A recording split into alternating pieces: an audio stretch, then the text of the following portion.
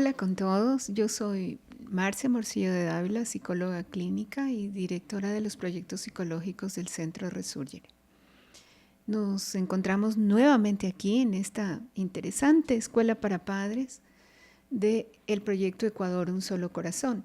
Hoy vamos a explorar un poco las necesidades físicas, especialmente las necesidades de esta etapa, de los 0 a los 5 años, y para esto hemos invitado a una de nuestras terapeutas del Centro Resurgere, experimentada en estas edades, en estos temas. Con ustedes, Liz El Manque. Hola Marcia, muchas gracias. Es un gusto estar aquí y participar de esta escuela para padres. Vamos a empezar con nuestro tema de hoy y para esto quisiera empezar con un centramiento para que podamos estar presentes aquí y ahora en lo que vamos a escuchar. Quisiera que empecemos con un ejercicio de respiración. Para esto les pido que cerremos los ojos y nos pongamos la mano en el pecho, a la altura del corazón. Y vamos a respirar profundamente. Tiene que ser en el ritmo que se sientan más cómodos. Sin embargo, yo los invito a que lo hagan en 4 tiempos. Inhalar en 4 tiempos, exhalar en 4 tiempos.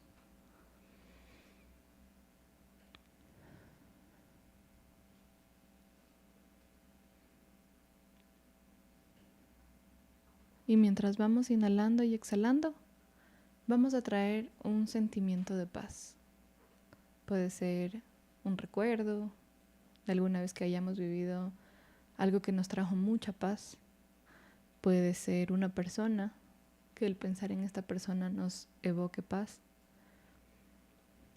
Podemos pensar en un momento de tranquilidad y seguimos respirando profundamente. De esta manera vamos a dejar de lado todos los pensamientos y sentimientos que tengamos que no tengan que ver con lo que vamos a tratar ahora. Empecemos. Muy bien. Empecemos hablando entonces de esta primera etapa. Especialmente quisiera que nos cuentes un poco, Liesel, sobre el desarrollo del vínculo y estas necesidades biológicas de los niños más pequeñitos de 0 a 5 años. Claro, a ver, yo te podría contar de los niños más pequeños que lo más importante para ellos al inicio de su vida es desarrollar en ellos un apego seguro. El apego seguro se da a través de las figuras principales, de los cuidadores principales, que por lo general son los padres, padre y madre. Tanto de padre como de madre, los niños necesitan bases claras, bases firmes, bases sólidas, en los que ellos después, en su crecimiento, en su vida, van a ir desarrollando más aptitudes, más cualidades. Sin embargo, principalmente en el primer año de vida, los niños es como ponemos la semilla de lo que después va a ser las bases de la casa y de lo que después van a ser los pilares del niño como ser humano, como persona. Entonces desarrollar el apego seguro tanto con papá como mamá principalmente es súper importante. Esto lo podemos hacer a través de, hablando de niños pequeñitos, por ejemplo, antes del año o de un año, estar presentes, estar con ellos, transmitirles paz, tranquilidad, que ellos no sientan, si por ejemplo un niño está desbordado en un llanto porque le duele algo, porque los muy comunes cólicos en los bebés recién nacidos, si es que nosotros vamos y abordamos a ese niño, sea papá o mamá, desde el estrés, desde la preocupación incluso, que es normal tenerla, no digo que no, tampoco somos robots que no podemos sentir. Pero si abordamos a los niños desde la tranquilidad, ellos en nosotros van a encontrar la tranquilidad que ellos no tienen por sí solos. Entonces, tanto papá como mamá, hay cosas que el padre la transmite, hay cosas que la madre las transmite. Tal vez podemos hablar un poco más profundamente de eso a lo largo de nuestra clase. Pero en este caso quisiera mencionar cómo papá o mamá, siendo los niños tan pequeñitos, para desarrollar un apego seguro empezamos con este tipo de cosas. ¿Qué es lo que nosotros le transmitimos a nuestros hijos? De qué manera abordamos una situación. Incluso muchas veces nos puede pasar que tengamos emergencias médicas, por ejemplo. Aunque los niños sean muy pequeñitos, ellos captan y perciben estrés, angustia, y eso en ellos también puede llevarlos a desarrollar una relación de angustia ante las situaciones de crisis. Entonces, estamos hablando de niños pequeñitos, de bebés. Sin embargo, desde bebés empiezan así como hablaba hace un rato de lo que es la semilla que les vamos sembrando, sus cimientos van a empezar a ser de angustia. Entonces, hablando un poco más de lo que es el apego seguro, los niños necesitan sentirnos ahí, necesitan sentir esa seguridad que les transmite su cuidador, ya sea, insisto, en circunstancias, en eventos puntuales o simplemente en el día a día, en cosas que mientras les estamos dando de comer, que nos sientan presentes, que estamos con ellos. Muchas veces tenemos el problema del celular, de que estamos metidos en el celular y, por ejemplo, una mamá lactante está dando de lactar, pero a la vez está, no sé, respondiendo algún mensaje o viendo alguna cosa en su teléfono. Cuando el momento, hablando de la lactancia, es súper importante que la mamá se concentre en su bebé, porque el bebé percibe. Muchas veces ha pasado que los bebés se empiezan a inquietar el momento de la lactancia, porque la mamá no le está poniendo el 100% de su atención.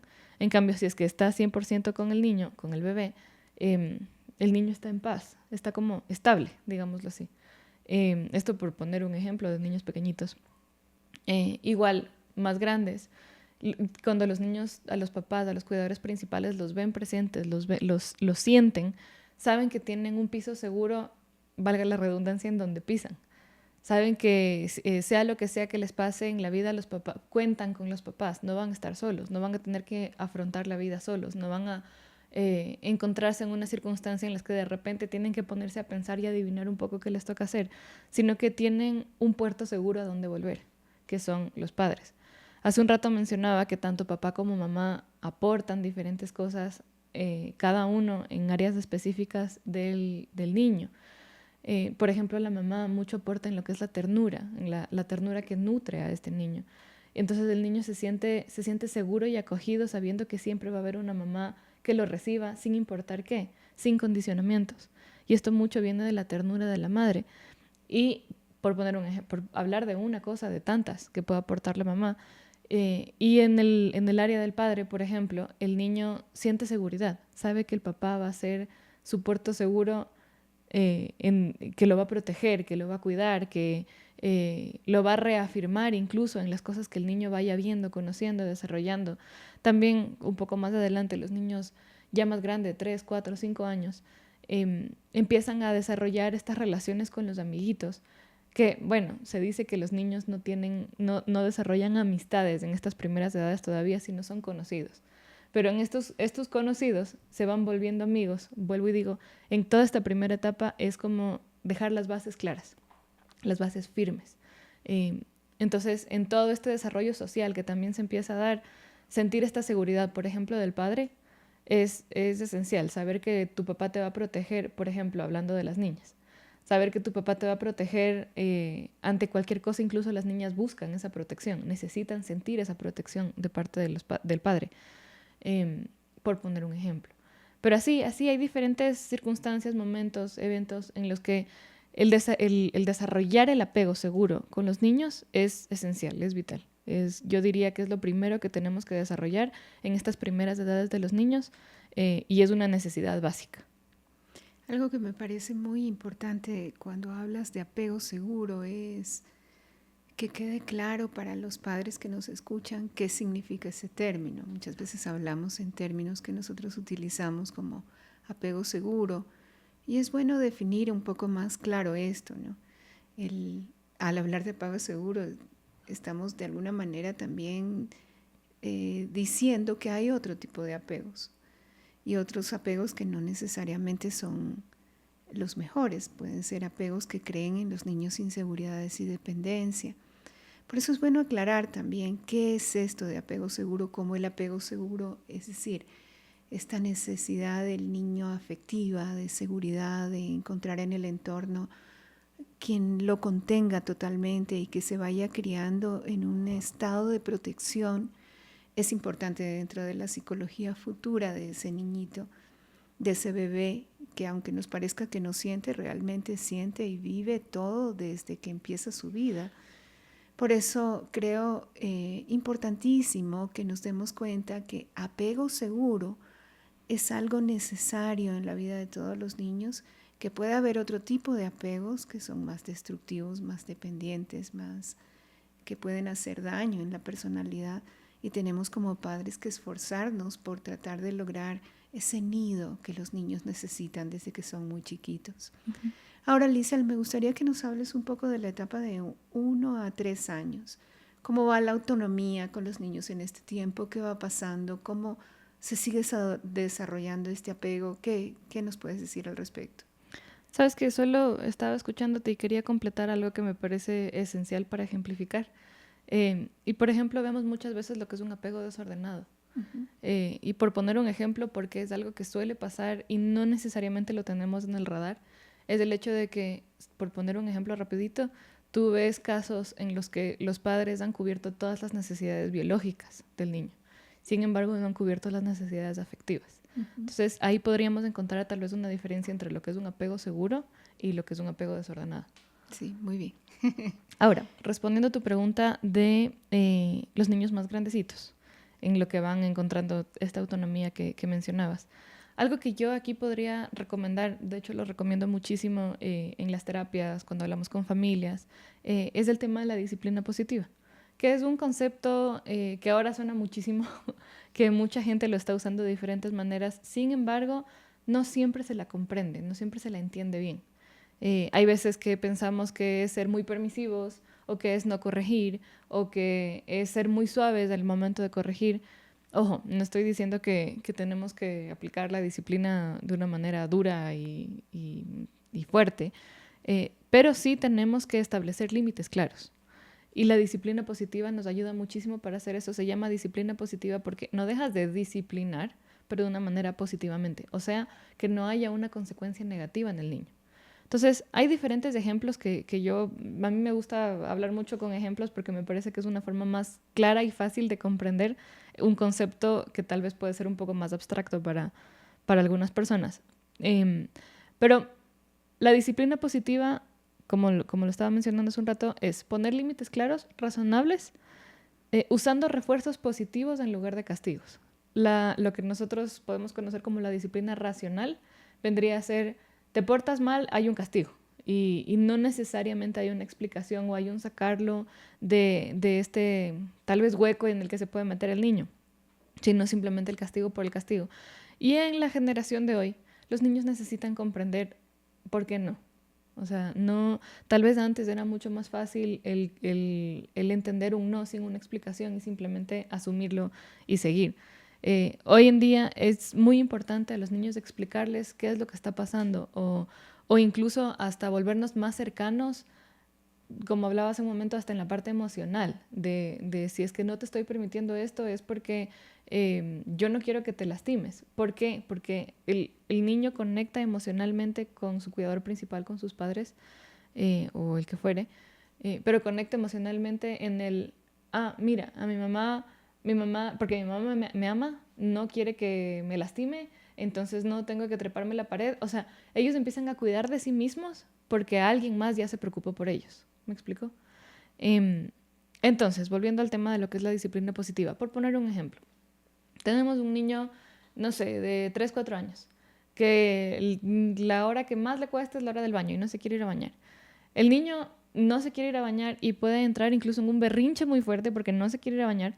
Ahí entra la disciplina positiva, como, por ejemplo, dándoles opciones. Hace un rato hablaba de que sigue siendo poner límites de una manera razonable, dándoles opciones sin dejar de educarlos, pero no por un castigo. Por lo general podemos decir, no te vas a bañar y si no te bañas, entonces te castigo de cualquier manera. Incluso muchas veces puede ser hasta un castigo físico. La disciplina positiva te dice, a ver, da opciones, no cedes ante el límite, porque el límite es te tienes que bañar. Entonces no puedes dejar de bañarte, pero te voy a dar opciones. Puedes entrar a la ducha como una mariposita volando o puedes entrar a la ducha como un tiburón. Entonces, esto de alguna manera te lleva a conectar con el niño en la forma en la que ellos también comprenden más las cosas, que es a través del juego. Y el niño puede escoger, ok, voy a entrar a la ducha como una mariposa, ¿sí? Pero no deja de entrar a la ducha, ¿me explico? Él escoge cómo va a entrar a la ducha, o la niña escoge cómo va a entrar a la ducha, pero no va a dejar de hacer lo que tiene que hacer. Entonces, no hay un castigo, no hay una connotación negativa de la ducha, o de que si no te metiste a la ducha, entonces tienes esta consecuencia negativa. Y asimismo, en el área emocional, los niños no se quedan frustrados o incluso frustrados en las relaciones con sus papás, o porque la mamá le gritó, le pegó, le castigó, o el papá lo mismo, sino más bien la cosa fluye, fluye mucho más tranquilamente y sin tanta tensión en la relación entre el cuidador, que vienen a ser principalmente los padres, y el niño. Qué interesante lo que estás diciendo, de verdad es muy positivo para los padres tener ejemplos claros, maneras de cómo llegar a eso. Y una de las cosas con las que más pelean los padres, Liesl, es con los berrinches. Sí. Y especialmente en estas edades, porque por más que les digas de una manera o de otra, tenemos muchos casos en que te dicen, le digo, trato, pero apareció el berrinche. Yo sí te quisiera preguntar ahí, ¿qué podrías tú aconsejar si el berrinche es muy fuerte? Bueno, primero, como estaba diciendo hace un momento, no ceder el límite. O sea, eso es algo importante, porque muchas veces como papás nos puede pasar, ay, ya, bueno, ahorita lo voy a dejar. O, ay, ya, es que me está haciendo berrinche, ya no queda tiempo, entonces rápido tengo que bañarlo. O, ay, ya, y nos suele pasar que tenemos la tentación de ceder, de decir, bueno, ya nada, entonces ya, mañana se baña o lo que sea.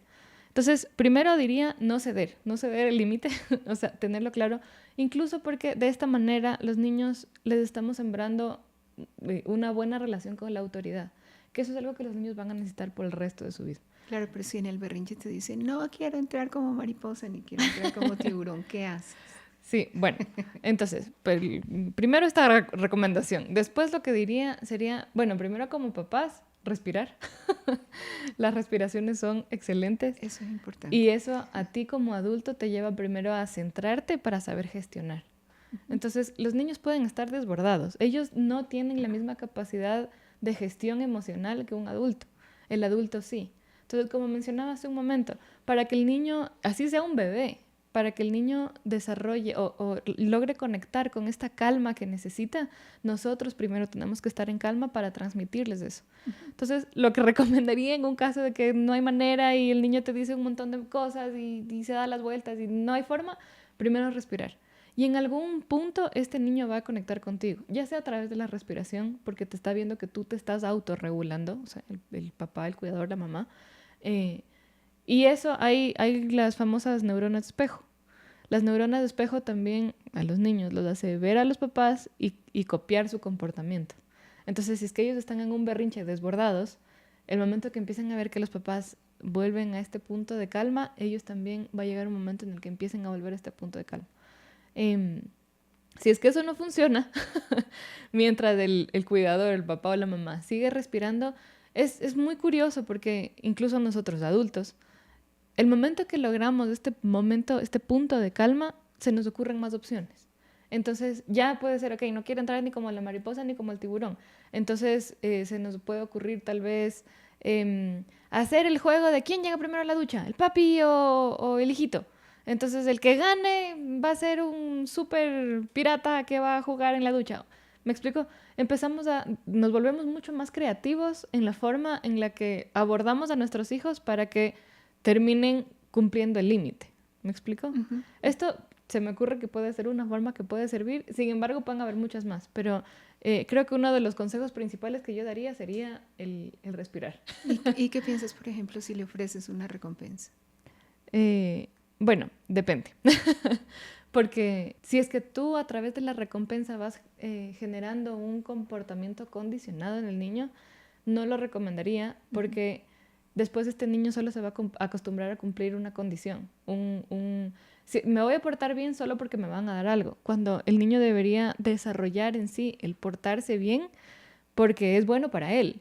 Porque necesita bañarse, porque no va a estar puchi, como les decíamos a los niños.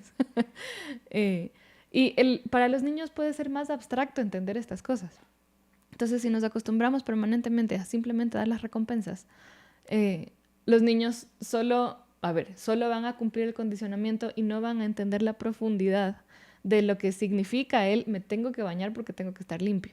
¿Me explico? Uh-huh. Y aquí también tiene mucho que ver la relación que existe entre el papá y o sea, entre los papás y los hijos, porque la forma en la que nosotros abordemos incluso esta explicación de que, mi amor, tienes que bañarte porque si no te bañas vas a oler feo, o lo Claro. que fuere, explicarles en palabras que ellos puedan entender, pero como decía hace un momento, necesitamos explicarles, no decirles el no por el no, o la recompensa si es que te portas bien, te doy un caramelo.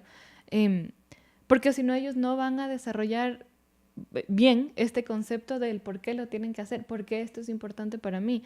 Incluso, por ejemplo, si es que hablamos de que un niño se está subiendo en algo que es peligroso, en algo que le puede hacer daño, que se puede caer y se puede golpear.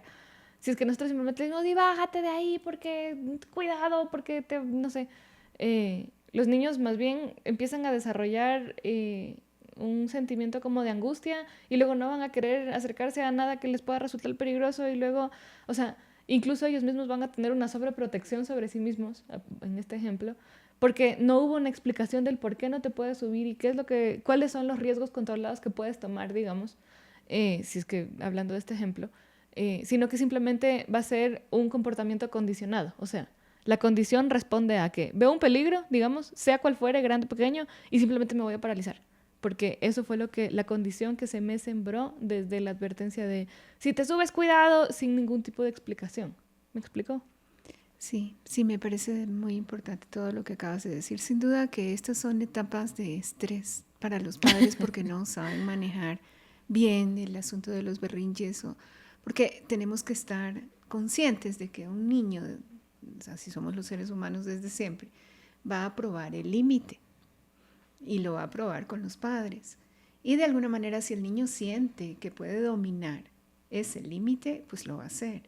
Entonces, ahí viene esta sabiduría, esta astucia de los padres como para ver de qué manera pueden llegar a ese niño, lo cual lo explicas muy bien, Liesel, pero también es importante que nos demos cuenta algo que yo quiero enfatizar en esta escuela para padres, y es el uso de la palabra, y más desde que son muy pequeñitos. Lo que acabas de decir es tan real y tan cierto, porque en general los padres no creen que los hijos pueden entender porque están muy chiquitos y no hablan y no les explican y simplemente les dan una orden. Cuando tú le explicas algo que el niño comprende, primero lo estás estimulando también en su parte intelectiva, y además el niño cambia, porque siendo niños pequeñitos comprenden algo que antes no comprendían, como por ejemplo, es necesario, qué sé yo, que te laves las manos para no enfermarte, porque si no después te va a doler el estómago y no te va a gustar. Entonces los niños en esa comprensión lo acostumbras también a que con las palabras puede comprender. Hay muchos padres que se sorprenden cuando empiezan a poner palabras y explicaciones de la capacidad que tiene el niño de entenderlas. Y no es algo que se practica simplemente porque no estamos acostumbrados o porque no lo hicieron con nosotros o porque no lo hemos visto alrededor, pero es importantísimo en todas las áreas de desarrollo de los niños, en todas las áreas, poner palabras. Así es. Y me haces pensar en algo muy importante que también es el hecho de que los niños vean que sus papás no son robots, no son de hierro. Cuando yo hablaba hace un momento, por ejemplo, el decirles, eh, si es que tú te subes al tercer piso y te acercas a la ventana y decirles, si es que tú llegaras a caerte, la mami se pusiera súper triste. Yo estaría muy preocupada porque te amo y no quiero que te pase nada. O sea, a través de reafirmarlo en el amor, el niño logra conectar de por qué es peligroso que yo me suba al tercer piso de la ventana. ¿Me explico? Y así, de esa manera, nos ven que los papás no son así un pilar o una cosa ya gigante y lejana que simplemente es la ley por la ley, sino que el papá o la mamá también sienten. El papá y la mamá también tienen esta capacidad de sentir, de conectarse con ellos y en ese camino irlos acompañando también en todo lo que ellos tienen que aprender porque no saben. Nadie nace sabiendo. Los niños no nacen sabiendo. No saben. Nosotros, los papás y los cuidadores, estamos ahí para mostrarles el camino y de una forma empática, de una forma que conecte con ellos. No de una forma en la que simplemente, como el ganado, que les pones un poco las cercas alrededor y tienen que pasar por ahí y pasen como pasen, sea que se choquen, se golpeen, se lastimen, ni idea. O sea, sí me parece súper importante todo esto. Definitivamente. Ahora avancemos un poquito, Liz, a los de 3 a 5 años, que hablemos un poquito de la parte social y el aprendizaje, la parte cognitiva, la parte en que los niños empiezan a descubrir el mundo y a darse cuenta de muchas cosas. ¿Qué nos puedes decir al respecto en estas edades? A ver, claro, en esta etapa de los 3 a los 5 años, los niños están en una edad en la que empiezan a desarrollar estas relaciones sociales. No podemos decir, como mencionaba hace un momento, que los niños ya tienen amigos o amigas, o porque en sus pequeñas vidas todavía no han desarrollado esta parte emocional afectiva, digámoslo así, que podemos hablar de un amigo. Ellos tienen conocidos y son relaciones que las valoran y les sirve mucho para aprender. Sin embargo, no es que puedan llegar a la profundidad de lo que es una relación como la de un amigo, digamos. Eh, Sin embargo, en todo lo que ellos van viviendo, siempre es súper bueno dejarlos jugar, dejarlos conocer, dejarlos irse a ellos desarrollando. Incluso ellos así se conocen también más a sí mismos. Y también dejarlos tener sus crisis y dejarlos que ellos vivan lo que tengan que vivir en estas relaciones que van teniendo con sus pares. Eh, Así van desarrollando a través de los juegos, a través de las diferentes circunstancias que puedan tener, el compartir, todas estas cosas, van desarrollando también un pensamiento crítico, más crítico, en cómo resolver un conflicto, en cómo la típica que es que un niño quiere jugar con algo o quiere jugar una cosa y el otro niño no quiere jugar a eso o quiere jugar con otro juguete o simplemente lo deja jugando al uno y se va o cosas así. Eh, Al niño digamos que se queda esperando o se queda a la expectativa de qué pasó, que por qué su amiguito lo dejó o por qué se puso a jugar con otro juguete, lo que fuera. Eh, por poner el ejemplo, lo lleva a desarrollar todo un pensamiento, una línea de pensamiento de, a ver, ¿qué puedo hacer yo en esta circunstancia? ¿Puedo jugar a otra cosa? ¿Puedo buscar a otro amigo? ¿Puedo jugar con otro juguete? ¿Puedo inventarme otro juego? ¿Puedo buscarlo al mismo niño y preguntarle qué pasó? O si quiere seguir jugando o si quiere jugar otra cosa. En esta etapa es muy importante las relaciones con los padres, precisamente para que los niños empiecen a desarrollar, vuelvo y repito, estamos hablando de la primera etapa de la vida. O sea, de los 3 a los 5 años siguen siendo muy pequeñitos. Pero en esta primera etapa de vida se siembra todo lo que para ellos va a ser importante por el resto de su vida. Se va desarrollando lo que ellos el día de mañana van a necesitar para tener relaciones sanas, para ser personas estables y así diferentes cosas. Algo que yo puedo recomendar mucho en esta primera etapa también, aparte de dejarlos jugar con los padres, de dejarlos libres en que ellos descubran, desarrollen y en todo, como mencionaba también hace un momento, siempre acompañarlos en lo que ellos están viviendo y todo. Pero algo que me parece importante en esta primera etapa que puede ser excelente para ellos es nosotros como cuidadores, ya como adultos, empezar a poner las responsabilidades. Entonces, por ejemplo, tienes que regar la plantita todos los días. Es súper importante que los niños aprendan que tienen que regar su plantita, porque si no riegan la plantita, en algún momento la plantita tanto se va a quedar con sed que va a morir. O sea, ellos aprenden a desarrollar este sentido de la responsabilidad porque se dan cuenta que de una acción de ellos depende, en este caso, la vida de la plantita. El hecho de que la plantita siga bien. Y aquí como padres nos suele pasar muchas veces, a mí me pasó con mi hija, que yo tengo una hija de estas edades, que nosotros le compramos un pez para que ella alimente su pez. Y nos iba muy bien con el pez y ella empezó a adquirir la responsabilidad de alimentar a su pececito. Pero los pececitos son animales delicados y lastimosamente el pececito falleció. Y claro, en ese momento nosotros aprovechamos con mi esposo para hablar con mi hija y enseñarle un poco este sentido de cuando un animalito se muere o el concepto mismo de la muerte, que puede ser, como hablaba hace un momento, conceptos súper abstractos para los niños tan pequeños. Pero en el caso de ella, y aunque no era necesariamente eso lo que yo estaba queriendo conseguir, el hecho de que el pececito a mi hija se le haya muerto sirvió para que ella comprenda que el pececito ya no va a estar entre nosotros y se fue al cielito o eh, pasó a mejor vida. O sea, ya no está aquí, ya no lo vamos a ver, ya no lo va a alimentar. Em, pero mencionaba el tema del pez porque en la casa ella tenía la responsabilidad de alimentar a su pez. Y si es que no alimentaba a su pez, su pececito podía morir. Tal vez yo aquí hasta tengo que reconocer que creo que tal vez con mi esposa nos adelantamos un poco de darle el encargo de la vida de un animalito, que es un poco más complejo, como por ejemplo lo puede ser la vida de una plantita. las plantitas aguantan más.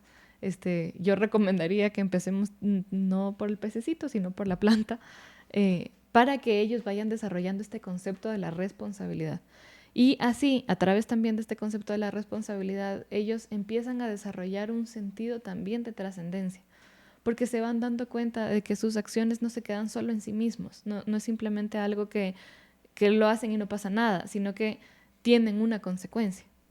Entonces es como que empezamos a sembrar lo que significa el vivir en una trascendencia mayor. ¿Sí? Eso podría decir. Sí, tienes toda la razón. Es importantísimo sembrar valores. Y se hace en este tipo de acciones prácticas desde pequeños, como darles una responsabilidad pequeña o enseñarles, y se pone en palabras el decirles que cada cosa tiene una consecuencia. Qué importante realmente que es que aprendamos a ser padres de una manera diferente. Como decía, antes se pensaba que los niños no entendían, que no hay por qué decirles, que solamente hay que ordenarles cuando es necesario hablar con ellos, poner palabras, haciendo énfasis nuevamente en lo mismo. Ahora, hablemos un poquito también en este desarrollo de los niños de estas edades tan pequeños sobre las necesidades biológicas, que es importante en este módulo. Uh-huh. Claro. Bueno, por necesidades biológicas, yo no sé si decir las principales, pero conocemos que es el sueño, la nutrición, el ejercicio, son esenciales para que los niños se desarrollen bien. Y es algo que se vive en todas las etapas, desde que nacen, o sea, desde el día 1 de nacidos, hasta los 5 años, siendo el módulo de lo que estamos hablando, pero igual, a lo largo de la vida. Siempre va a ser importante que cosas como el sueño, la nutrición y el ejercicio sea algo que esté presente en su vida y lo vayan desarrollando bien. Tengan una relación sana con el sueño, una relación sana con la comida y una relación sana con el ejercicio, porque son cosas que a ellos los van a acompañar toda la vida y los van a llevar a desarrollarse bien. Lo que yo recomendaría de manera principal para todas estas áreas que acabamos de mencionar son las rutinas.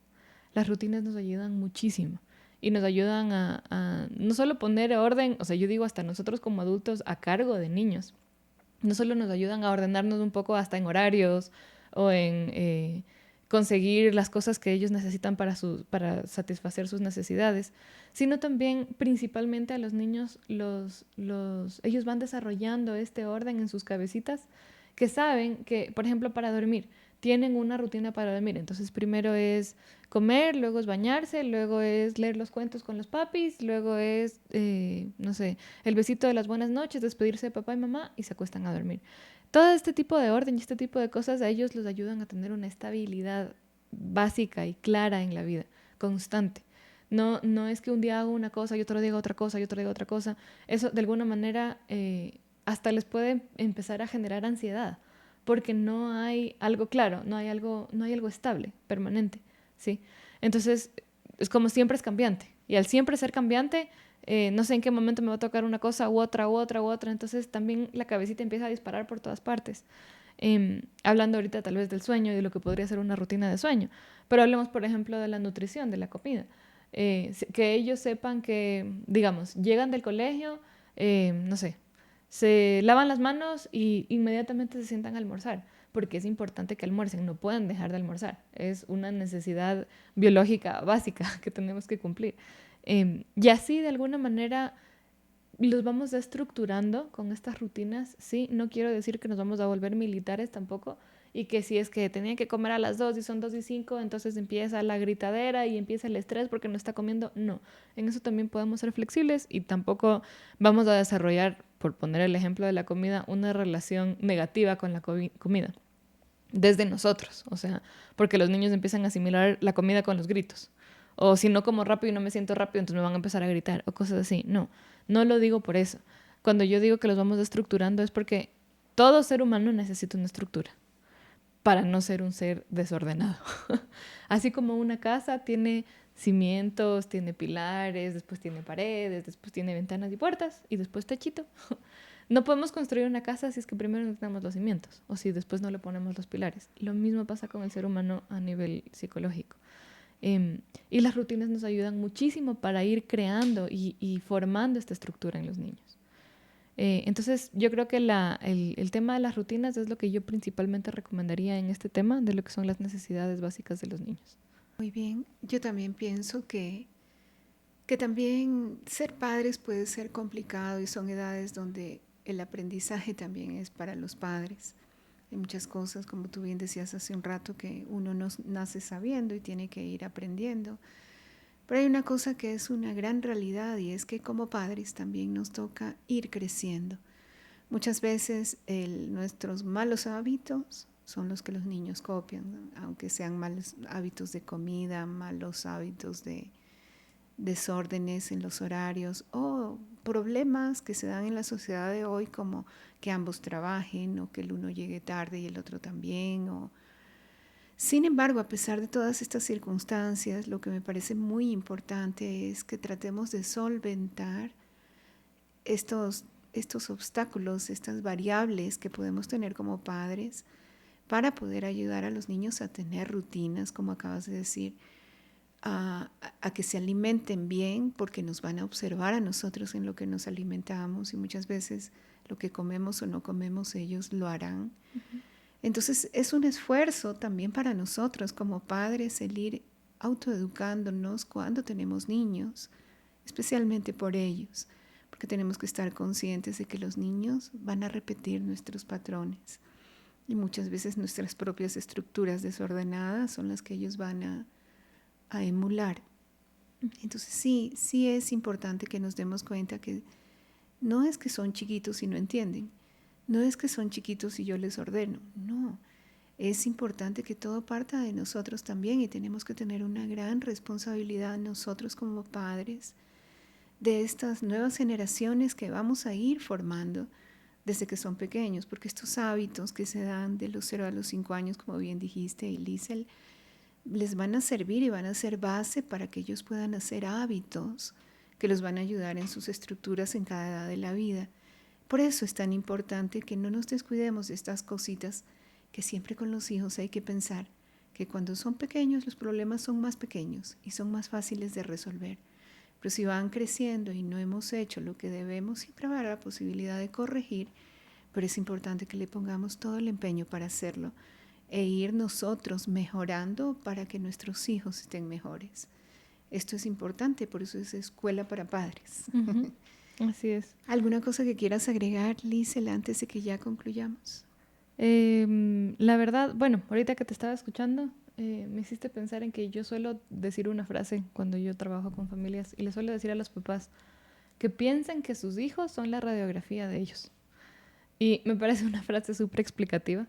Em, y por lo general no solemos tener claro este concepto que tú lo acabas de mencionar ahorita, es el hecho de que los hijos repiten y repiten lo que van a ver en los padres. Y es increíble. Yo tengo dos hijas, tengo una hija, como decía, un poco más grandecita y otra bebé.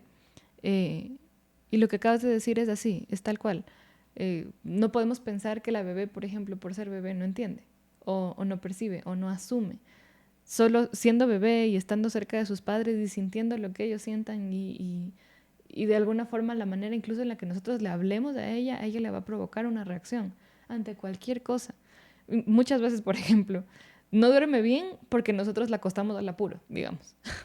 Y eso pasa, aunque sea muy pequeñita, no es que no comprenda. Y en ella se ve la consecuencia de cómo nosotros estamos gestionando las cosas. Em, es súper importante el vínculo afectivo, eso quisiera enfatizar. Es súper importante el vínculo afectivo que desarrollemos los padres con los hijos. No descuidar eso por ninguna cosa. Es muy importante satisfacer las necesidades biológicas, claro que sí.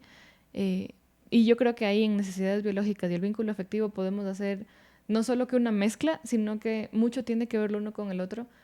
Y por necesidad biológica me atrevería a decir que el vínculo afectivo también es una de esas. Y algo que simplemente no quiero decir tarea, pero algo que pienso que puede aportar mucho, si es que tienen la oportunidad de conseguir el libro de Daniel Siegel y Tina Payne, se llama Disciplina sin lágrimas, es buenísimo. Es un libro excelente, te habla mucho de la disciplina positiva, te lo explica de una forma clarísima, te pone ejemplos súper claros y hasta te da herramientas y formas de cómo ir haciendo con los hijos. o si es que eres un cuidador, si es que trabajas con niños de alguna manera, te va poniendo ejemplos súper buenos para ir desarrollando con los hijos, con los niños, con los que trabajas y todo, aplicando la disciplina positiva de una manera realmente muy, muy buena. Entonces les recomendaría eso, les recomendaría este libro.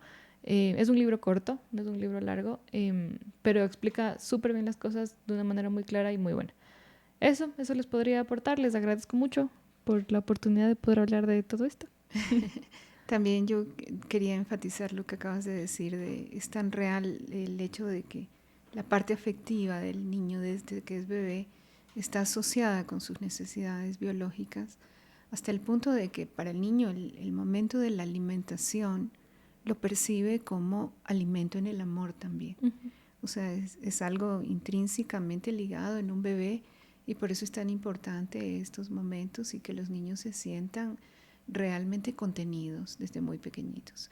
Te agradezco muchísimo, Liesl. Muy interesante todo lo que hemos hablado. Espero que les sirva a todos y nos vemos en el próximo episodio.